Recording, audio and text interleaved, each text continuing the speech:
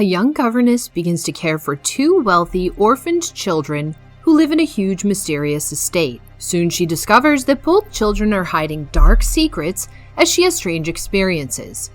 The picture begins at the Fairchild estate where Miss Jessel, a young woman, flees the home in terror.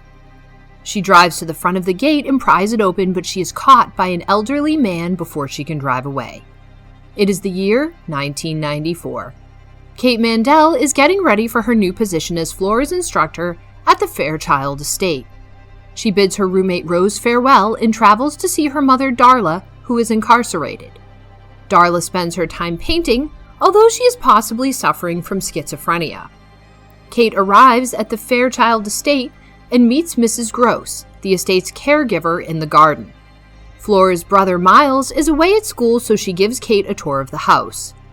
Mrs. Groth further says that the children's parents died in an accident that Flora observed just outside the gates. Kate goes to the stable to meet Flora, who is playing with the horses. Flora takes Kate on a tour of the grounds and reveals herself to be an eccentric child who is reported to never leave the estate's grounds. She informs Kate that the east wing of the house is off limits and that she does not wish to visit it. Flora also mentions Miss Jessel, who was her tutor before Kate, and expresses her disappointment that she went without saying goodbye. Kate closes her window later that night after putting Flora into bed and sees a ghostly picture of a woman. She then goes around the east wing, coming across items such as Flora's statue of what she believes to be her great-grandmother. The statue moves its head toward Kate when Kate isn't looking. Kate encounters Miles, who has returned home from school, after several other strange happenings. He comes across as snooty when it comes to her. Kate discovers an old diary belonging to Miss Jessel in the morning. She had recorded her time with Flora, but she was also concerned about Miles's association with Peter Quint, the former riding teacher. She has breakfast with the kids and Mrs. Gross, and Miles apologizes for maybe scaring Kate. When Miles wants to leave and Kate suggests he take his place to the kitchen, he makes a snide remark about it not being his job, but Mrs. Gross is happy to help since she believes she knows her position and Kate should know hers when dealing with wealthy people. Mrs. Gross appears to dismiss a phone call from Miles' school informing them that Miles had been expelled for physically beating another kid. Kate asks Flora about Miles, who she describes as the best, as she begins tutoring her. Kate tries to improve her friendship with Miles, but he is aloof and reticent. While talking on the phone with Rose late at night, Kate peeks out the window and thinks she sees one of the kids drowning in the pool. She dashes over and leaps in the water, believing she sees a body at the bottom of the pool springing up at her.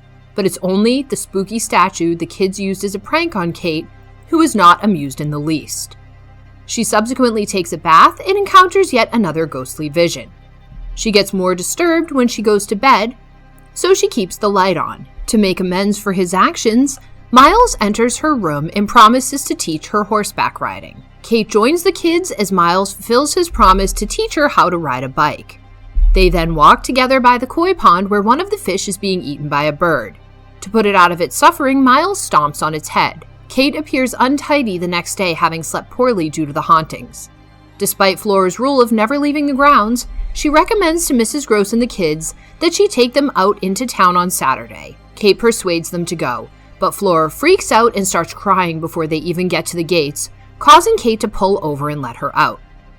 Miles then informs Kate threateningly that he knows what she's terrified of. He also reiterates his distaste for her, prompting Kate to phone Rose and convey her concerns about the position. Flora forgives her after she goes to locate her and apologizes for not listening to her earlier. Kate makes an attempt to reconcile with Miles, but he continues to be a jerk. Mrs. Gross is asked if Miss Jessel left because of Miles, but she responds that she left because of Quint. He was obsessed with her and drove her away because of it. He later died after being inebriated while riding his horse. Quint was also a detrimental influence on Miles, taking him out of the house on a regular basis. Kate reads more of Miss Jessel's diary later, including the alarming writings about Quint, including images she shot of her while she was sleeping. The youngsters beg Kate to play flashlight tag with them during a class. She ends up in the basement while hunting for them, when Miss Jessel's spirit finds her and takes her flashlight. Kate believes this is another Miles trick, but he is upstairs with Flora and Mrs. Gross eating a snack. Darla gives Kate a piece of art. Darla seems insane when she chats to her on the phone later, alleging that they are attempting to get her out before someone approaches her. Mrs. Gross expresses her hope that Kate's mother's illness is not inherited. Kate is later tracked down by Miss Jessel's ghost. She takes her outdoors to the pond where her body is stored. In addition, Kate is forced to witness a terrifying vision of Quint raping Miss Jessel. She goes to Mrs. Gross to tell her about her discoveries, but it appears that she already knew and let Quint die. Mrs. Gross is then pushed over the stair banister to her death by his spirit. Kate goes to collect the children and persuades them to accompany her off the estate. We then switch back to just after Mrs. Gross made the remark about Darla's health. Kate is taken aback and begins to question Flora about seeing Quint's ghost after seeing her look in the mirror. When she attempts to persuade Flora to accompany her, she breaks her favorite doll. Flora is outraged, so she joins Miles, who mockingly tells Kate that she is insane. Kate then sits and considers whether she is truly insane. In the final scene, Kate is seen in what appears to be a mental institution cell, where she is attacked by a vision of Darla.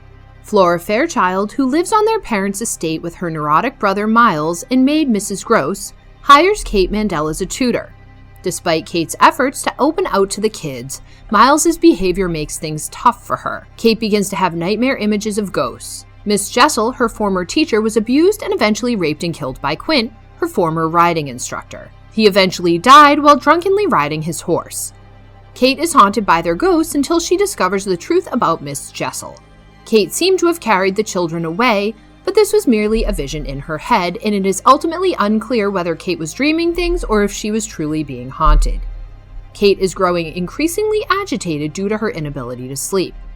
When she does get a few winks, she's tormented by a dream version of her current situation, such as following Miles on a horse across the estate grounds, inky darkness, or other faces appearing over hers in a mirror. Kate also comes into Miss Jessel's diary, which contains a jumbled description of Quint's mental and physical abuse of her. With each passing day, Flora and Miles become more snobbish and reclusive, and Kate's sanity slides further away. Mrs. Gross fires a gun after Kate receives a parcel from her mother containing frightening paintings. Let's hope whatever your mother has isn't inherited. We next follow Kate as she notices wet tracks on her room's parquet floor and rushes outdoors to track down Miss Jessel's ghost, only to discover her physical form decomposing in a pond. Not only that, but she sees what appears to be Quint's ghost assaulting Jessel's ghost before Jessel's creeping wrath self turns on her.